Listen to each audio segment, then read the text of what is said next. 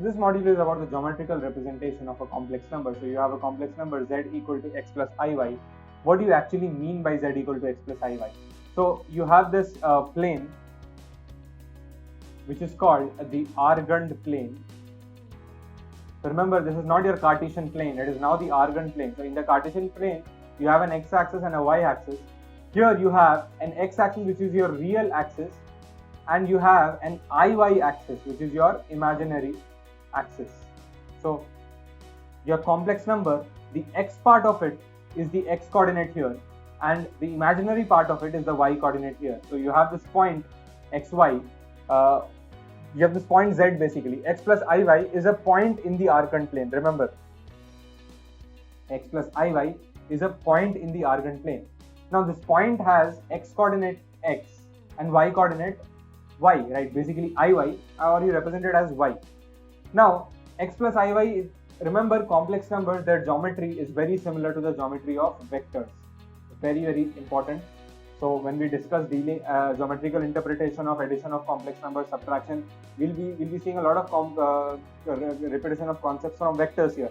So be clear with that. What do you mean by z equal to x plus iy? It's basically this particular vector, complex vector, which starts from the origin and goes to this point. That is basically your z. If I represent it geometrically, that is what it is. And what do these quantities mean? X plus iy, x coordinate of that point from where your origin, from where your vector to where your vector is pointing, and y iy means basically the y coordinate of that point. So this is what you mean by geometrical representation of a complex number in the argand plane. Also, you have this quantity called theta, which is the argument of a complex number. It is called the argument of a complex number. Remember, this theta always lies between minus pi to pi. Or basically, I've drawn the equality wrong. This is what it is. Now, I could have also had 0 to 2 pi, right? I could have also done that. So theta starts from 0 and it goes up to 2 pi. But what is theta actually? So z equal to x plus iy, you know the vector. This means the vector which starts from the origin and goes to that point.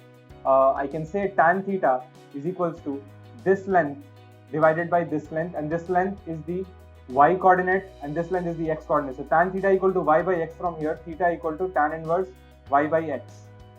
So this is what you mean by argument of a complex number. So if the number is given to you, you can find the argument using this particular quantity or this particular formula. Remember, the intervals of your argument are always this when it comes to complex numbers, right? So if your complex number is here, the point is here, the vector will be like this. So you won't take this angle as your argument, you will take this angle as your argument, because you should either go this way or you should go this way when it comes to complex numbers, right? So remember this inequality, or theta has to lie between these two particular quantities. Also, what do you mean by the magnitude of a complex number? Mod z. Mod z means the length of this vector. The length of this vector. From this triangle, this side is x, this side is y. Obviously, this is a 90 degrees, so this will be under root x square plus y square. So mod z can be written as under root x square plus y square. So a complex number has a modulus, has an argument.